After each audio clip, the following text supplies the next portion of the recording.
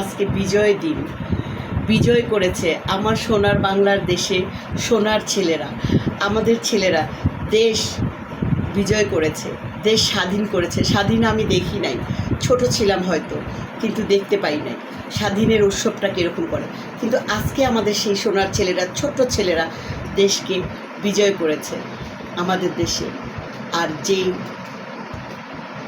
ওই মহিলার নামও নিতে ইচ্ছে করে না, যে শেখ হাসিনা এত অত্যাচার, এত এই যে আলুর দাম, চালের দাম, মাছের দাম, এই যে রিক্সাওয়ালাদের যে যত কষ্ট করে তাদেরকে আরও কষ্ট করতে দেয়।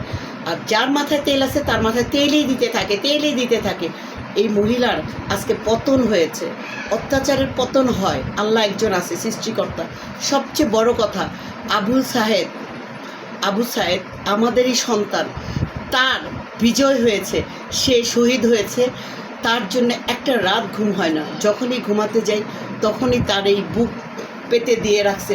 মনে হয় নিজের দেশে, নিজের মায়ের কাছে, নিজের দেশে নিজে যদি বুক পেতে দেয়, অধিকার চায়, তাকে কি গুলি করা যায়?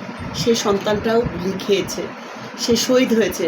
আর এই শহীদের আজকে দেশ বিজয় হয়েছে, খুব ভালো লাগছে, এত শান্তি লাগছে। একটা রাত ঘুমাতে পারি না। আমাদের যে মেয়েরা, যে ছেলেরা, যারা এত কষ্ট করে যারা দেশকে বিজয় করেছে, যারা শহীদ হয়েছে, যে সন্তান আমার মেয়েরা, আসলে একটা রাত ঘুম নাই, খাবার ঠিক মতো খেতে পারি না, এত কষ্ট কারোর সামনে আসতে পারি না যে আমাদের যুদ্ধে নামা উচিত, আমরা নামতে পারি নাই। দুইবার গিয়েছি, দুইবারই দৌড়ানি খেয়ে আসছি। আশেপাশে মানুষকে কোনো কিছু করতে পারি নাই, কিন্তু খুব কষ্ট লাগতেছিল, রাত ঘুম আসতেছিল না। আজকে খুব ভালো লাগছে যে আমাদের সোনার ছেলেরা এই অত্যাচারের পতন হয়েছে।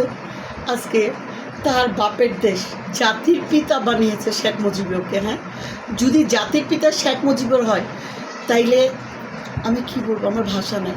আমরাও তো তাইলে আমরা রাজাকার হই না, তাই না? আমরা তো তারই সন্তান। আজকে মূর্তি ভাঙতেছে, আজকে এই জাতির পিতার সব কিছু ভেঙে ফেলতেছে। কার জন্যে? এই মহিলার জন্যে।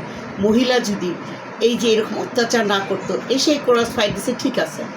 তারপরে মানুষকে যেইভাবে শাসন করছে, অসহায় মানুষকে যেভাবে অত্যাচার করছে, জিনিসের দাম যেভাবে বাড়াইছে। একটা রিক্সা চালায় মানুষ, সারাদিন শ্রম দিয়ে সে 600-700 টাকা দিয়ে জমা দিয়ে দেয় 500 টাকা, সে খেতে পায় না। এই মানুষটা কোথায় যাবে? তার ঘরে বাচ্চাদেরকে ভালো খাবার দেয় না। গরুর মাংস 800-900 টাকা কেজি।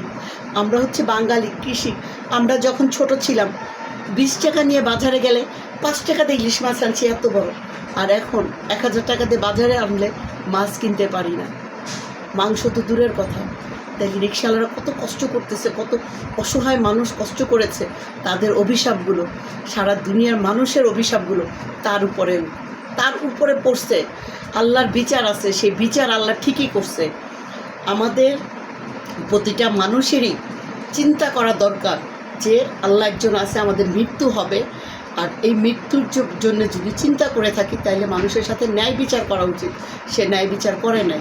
আজকে যদি সে ন্যায় বিচার করতো, তার পালায় যেতে হইতো না, পালাইতো না, তার বাপের এইগুলো ভেঙে ফেলতো না। আমি আসলে কথা বলতে পারতেছি না, আমার খুব কষ্ট হচ্ছে, কিন্তু তারপরে আজকে ভালো লাগতেছে। আজকে আমি বিজয়ের এই যে লাল পতাকার কাপড় পরেছি, আমার খুব ভালো লাগছে, আমি খুব শান্তি পাচ্ছি মনে। আজকে রাতে আমি ঘুমাইতে পারবো, খুব ভালো লাগতেছে। মিজানুর রহমান আজহারি, তাকে কিভাবে দেশ ছাড়া করছে, ইসলামের পাখি, সে ইসলামের একজন সৈনিক, তাকে এই দেশ ছাড়া করছে। তার অভিশাপটাও কি আছে না? বলে গেছিল মিজানুর রহমান যে এটা পতন হবে। ঠিকই, অন্ধকারের পরে আলো। আমরা অন্ধকারের পরে আলো পেয়েছি। আমাদের আর কিছু বলার নাই, আমার আর কিছু বলার নাই। আমি বলতে পারছি না কেন, আমার দেশে এত ভাইরা এত মাইর খেয়েছে, এত অত্যাচার। পুলিশ এই নরপিচাসগিলি, এগুলো যে অত্যাচার করেছে, তাদেরও শাস্তি হওয়া উচিত, অবশ্যই হওয়া উচিত। আমাদের এই দেশে যেন আর এরকম না হয়। এই যে আমাদের ছাত্র সন্তানরা দেখাই দিছে এই দেশের, যেখানে অন্যায় করা যাবে না। আমার সোনার বাংলাদেশে কোনো অন্যায় চলবে না। আমরা এই মরার আগে দেখে গেলাম, হয়তো বেশি দিন থাকবো না দুনিয়াতে, কিন্তু দেখে গেলাম, খুব শান্তি পাচ্ছি। সবাই ভালো থাকবেন, খুব ভালো লাগছে আমার কাছে।